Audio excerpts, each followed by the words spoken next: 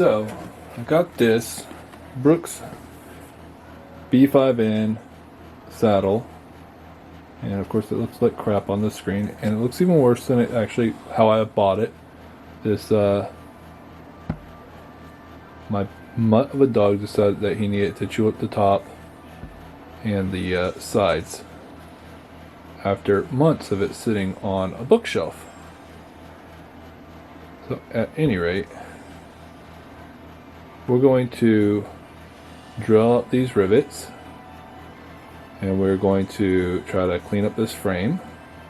I'm going to cast mold for this leather and see if we can reskin this or not. If we can't, that's okay. I didn't spend too much on this. We'll just buy a new saddle, but I want to give it a go. Alright, we got all the parts disassembled. I have drilled out all the rivets. So got the frame out. All our rivets over there. Got the frame here, obviously. And nose piece, tensioner, and then the tensioner screw here as well. So we'll get all that. I'll get this all cleaned up, but first I am going to line this, I think, with some plastic wrap or maybe some foil, and then we're going to make a plaster of Paris mold of this. Alright, I've got this saddle in this tin, plastic wrap around it, and plaster of Paris setting up. Hopefully it makes a good mold. I've got my saddle all molded, or the plaster of Paris molded to it. We've got the mutt that decided that he needed to eat the saddle. In frame, there's the other mutt. Anyways, so as you can see, my saddle's got a nice big curve in it, and I think I'm going to fill this in with some Bondo. I'm going to fill in all these cracks as well from the saran wrap with Bondo, but I think what I'm going to do is build it up just a little bit as well. So this envelope will have to work. You can see there's a gap there. I think I'm going to fill that in so that it's flat across there. I think that'll be better. Most of the new saddles come that way. I think this one's just, I've got some Bondo in the garage. I'm going to cover it up. If you don't know Bondo, it's an auto filler they use on cars whenever you have a small dent or something. Anyways, that's what I'm going to do. Alright, so I've got the Bondo all on there, smoothed out. I think I did 3 different layers on it to get to the build that I wanted. So now this is a lot flatter, as you can see. And those are really, right here, it's just real minor stuff. It's not going to affect anything at any rate. I think next I'm going to paint the or the mold just a little bit to seal it up so that the plaster doesn't get completely ruined when I add water or wet leather over it. So I'm going to do that next. The hardware, I've sent the hardware down, got all the paint off of it. Just need to clean up the inside of that a little bit more, but I've got it all pretty much. This is just a little pitting in there, but I got some rust converting primer and some black paint to paint this piece. And then, reach behind me again, I've got all the rust cleaned off of this as well. It's just got some minor pitting on it. I'm not sure if I'm going to get this re-chromed or if I might just kind of clear coat it so that it doesn't rust anymore. I think that's what I'm going to do. Just clear coat this piece up here. Alright, so for this project I'm going to be using some of these copper rivets. So the Brooks solid copper rivets, 13 millimeter. They're called a medium head. I got them from SJS Cycles in the UK. I say they're 13 mil. Let's see, that is 4.6 mil. And the head is, yep, right at 13 mil. So where is my punch? There it is. I have an oblong punch. This is the craft tool number 9, 1/4 inch. Yeah, that's pretty close to what size they were using before. About to make a mistake. Scrap piece of leather underneath.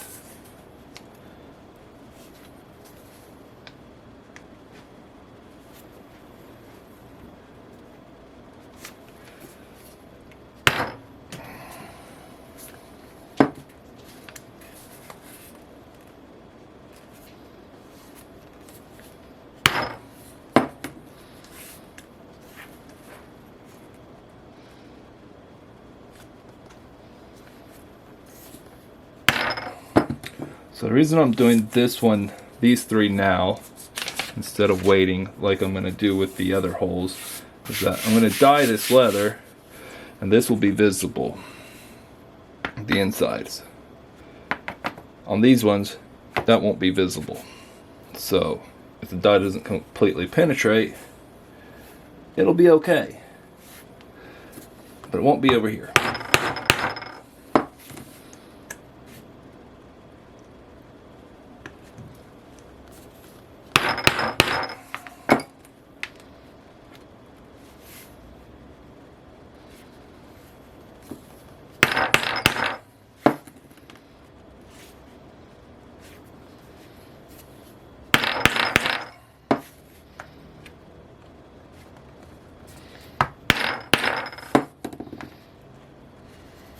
There we go. 3 in a line. It's like I've done this before. Spacing's the same almost as for a belt.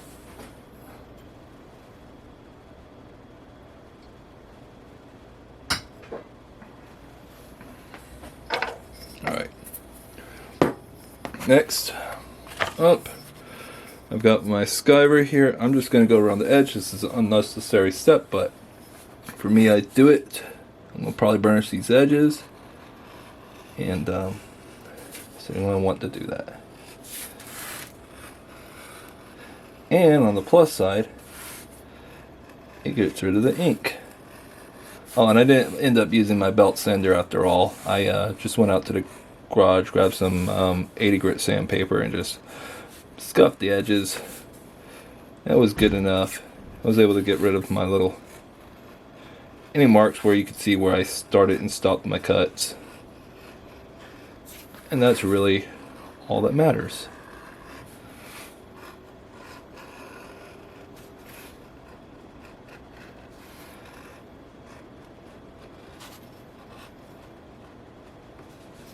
There you go. Leather spaghetti. And do the back side too. Doing this at home, this of course step is completely not necessary. It's just a nice to do.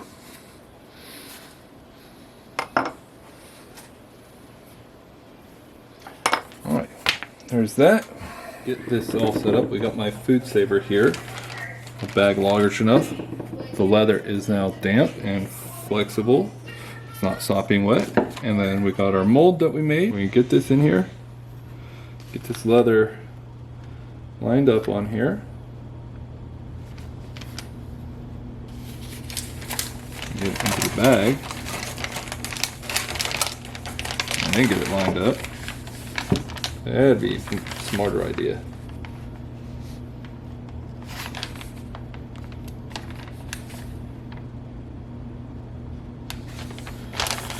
Alright. Push this back as far as we can.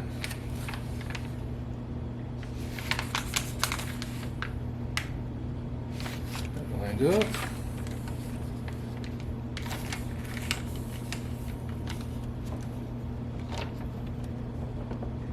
That should go without saying. These bags have a smooth side and a rough side. The rough side you want on the bottom. Otherwise it will mark up your leather. These wrinkles in the bag might mark my leather. The other way would be a textured bag, and that might be pretty cool too.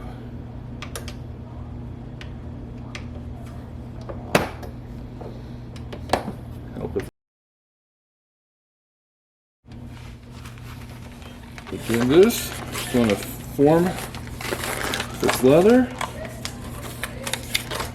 everywhere that we wanted.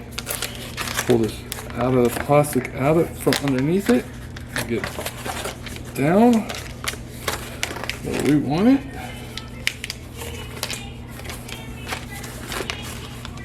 Right down.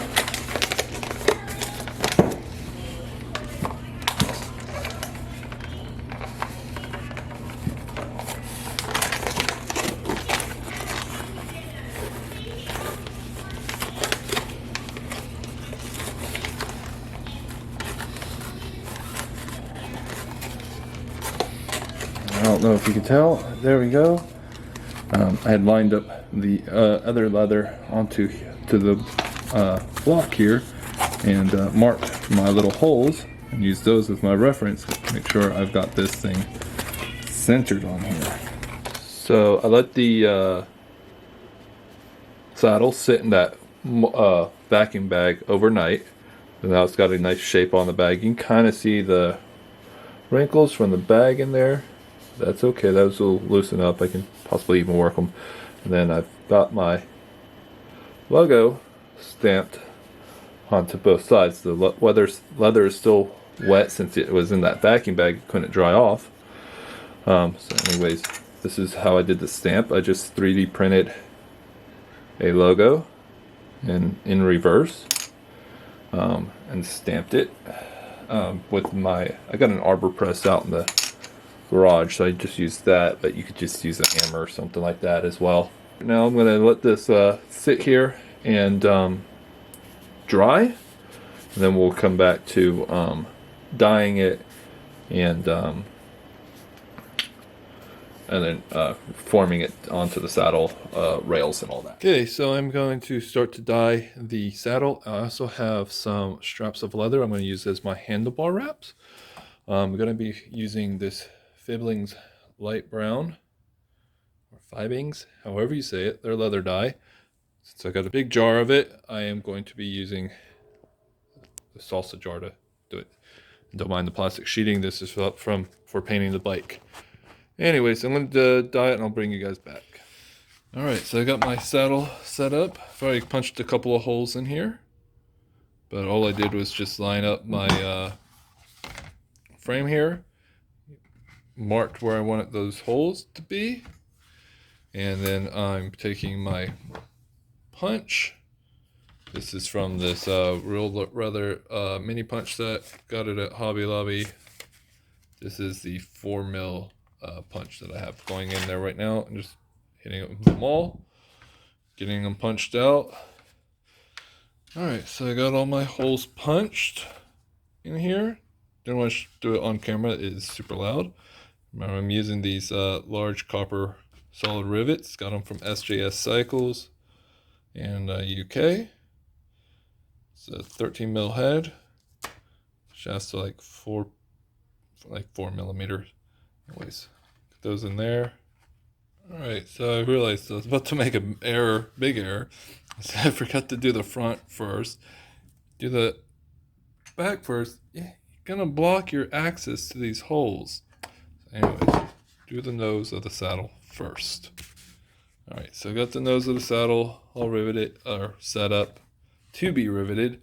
Just having my vise, a little punch, and I've got to grab a hammer with a smooth face. I will find it because it's not an easy reach. We'll peen over these rivets. Alright, so I have found the best way to do these rivets. Let's go ahead and insert your flat rivet in there, then get it onto a good surface. I got using the anvil portion of this vise, and then I will put it down like this and grab a punch and hammer it in to flatten out that rivet, and then flip it over and worry about peening over the rivet head. So let's see if I can show that. Put down this leather to protect the finish of everything. And there's that. Well, I can't show you. Well, I can't do it blind, so I'll have to just put it like this. I'll put that anvil there, put it on the anvil, put the punch there, and I'm going to pound down the sides of the rivet.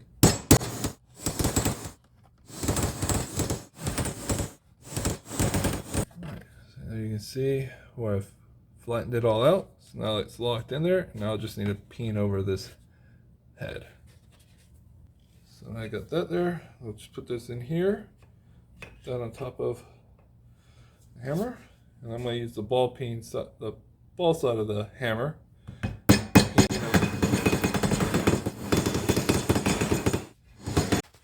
Alright, so I was about to go and tack on the frame onto the rear, and I realized I was about to make a grave error. There is no nameplate on the back of this saddle. And we got it stamped on the side, but we got to be a little extra. So I've got a piece of this copper. Got it off of Etsy. It's just copper tags, 3/8 by 2 inch, 18 gauge. As you can see there.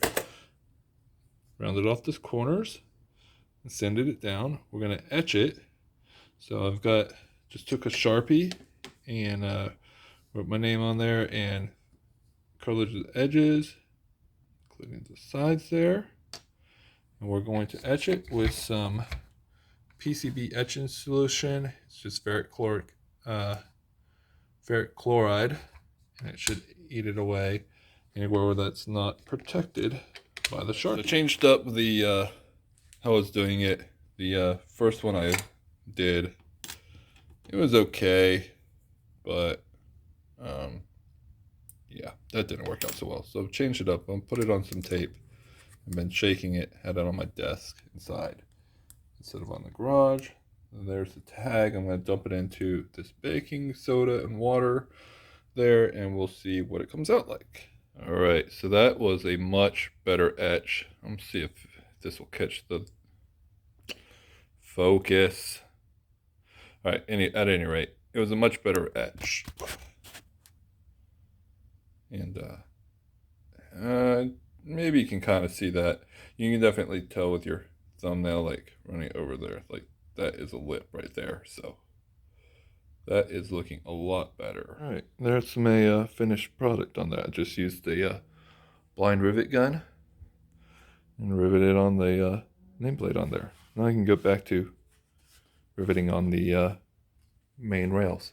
All right, well, after a lot of pounding with the hammer and the anvil, I got my saddle all taken care of. Looking good. Now we just got to the last part. I need to put in the tension bolt. Okay, so I finally got the tension bar into the saddle. I went off to Home Depot. I got one of these 6-inch DeWalt clamps, and I yanked out that screw right there and flipped over the head to the other side to make a spreader, and used a 24mm socket that I put in like so, and I tensioned it off of here to this back royal, and then I actually had to use my vise to actually push the bolt into the spot, but whatever, we got it done. Got it in there, and so now I can actually tension my saddle. So that's awesome. And it feels like we got a little bit of sponge. I want to actually tighten this up just a touch. It's a 14mm bolt. If you didn't know, I do have the Brooks wrench as well, but in fact I might need that one. Where's that at? It's right here. Perfect. So I've got the official Brooks wrench, and I can tighten up my saddle. There we go. Just a little squeeze. It'll be good. There we go. 2 of those. There we go. Nice and hard. So there we go. Saddle is done. Time to go mount it onto the bike.